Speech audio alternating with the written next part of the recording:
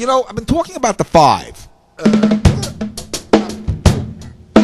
How about a 7? Now, the reason why I want to do this is Steve Gadd is very, very much right into the rudiments. And in actually the clinic presentation, a few people asked him to talk a little bit about some of the other rudiments. And 7 is really, really interesting because there's 2 ways we could use the 7. Now, if you guys do not know your 7, the way that I'm doing it here is left, left, right, right, left, left, right. The other thing is I'm playing the 7 as a 32nd off of the 4 E and the 1. So I'm playing it 4 left, left, right, right, left, left, right, 4 E and the 1. The key in this particular setting is you really got to get it up to tempo. 4 and 1. So if you haven't really studied your 7s, you'll have to practice this. 1, 2, 3, 1, 2, 3, 1, 2, 3, 4, 1, 2, 3, 4, 1. I tend to play my 7s a little wider. They're open. They don't buzz, but I like that sound.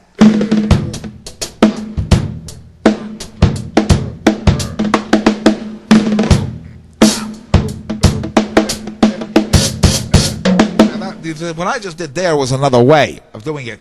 There, I actually value it as a triplet. 1. I don't know if I want to get into that today, but let me. 1 and 2, 3 and 4 and 1 and 1 and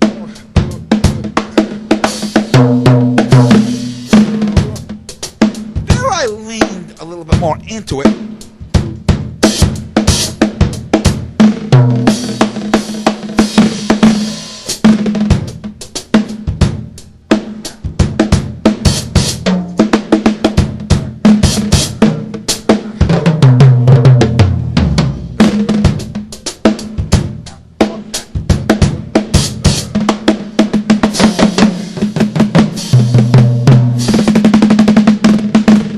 It sounds like we have a little bit of a sound problem.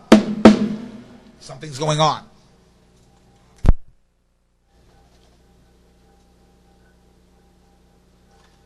I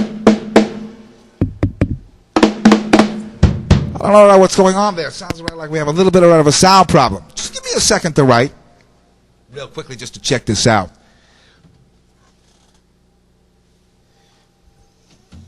Got to apologize for that. Every now and then, my board, gets dust in it or something. I don't know if you guys already heard that, but there was a surge. Might have to do it, with an electronical type thing. Now, hopefully a little cooperator for the rest of this seminar. Now,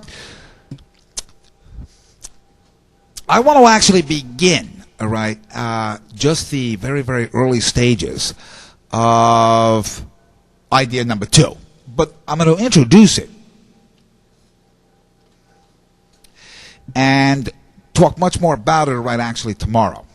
Now, the first step, that I want you guys to understand on this is 4E and the 1.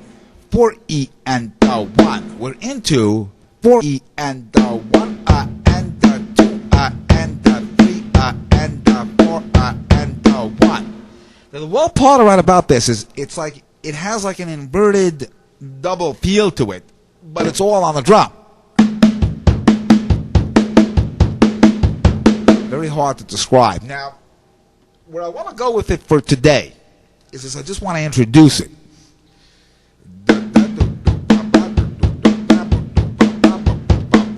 It doesn't resolve unless you resolve it. Now, how I'd like to actually just start it, is pretty much play it. That last stroke there, being the 1, can then, literally be taken back, I guess, to a rhythm. So let me...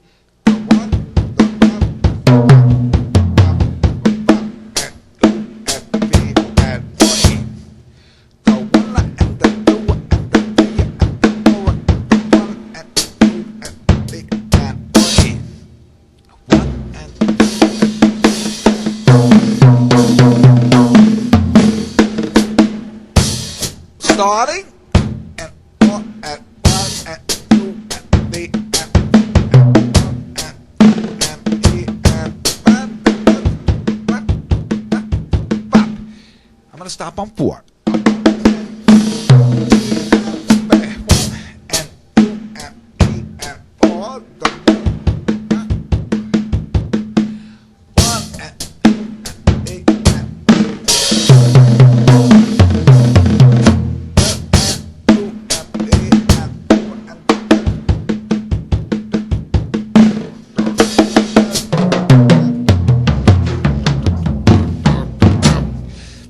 This is a kind of idea, in my opinion, that I think I like to play very pianissimo. But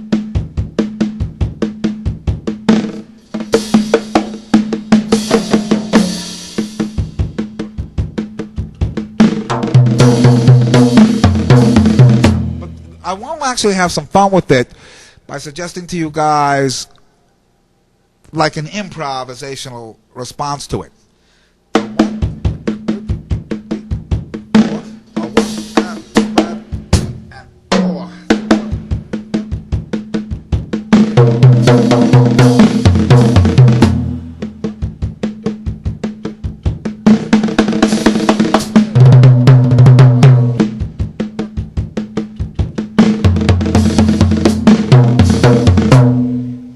While I'm saying that there's an inverted double-ish feel to this, the inverted double is actually right, left, left, right, right, left, left, right, right, left, left, right, right, left, left, right. I did a thing on that, back in the old days, of the damn Brit Biles, some of the stuff that I did there.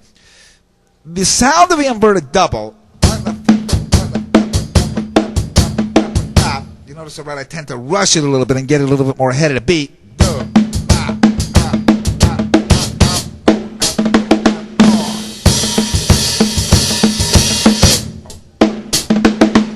Very similar to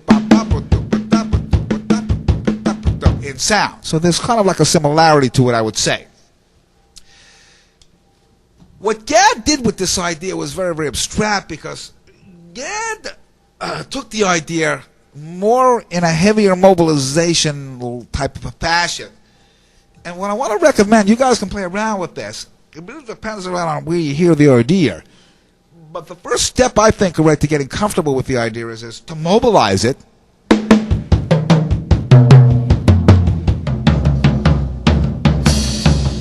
I'm just kind of thinking right now, I got to do something about this drum, about taking the second measure and creating a sub-reaction to it.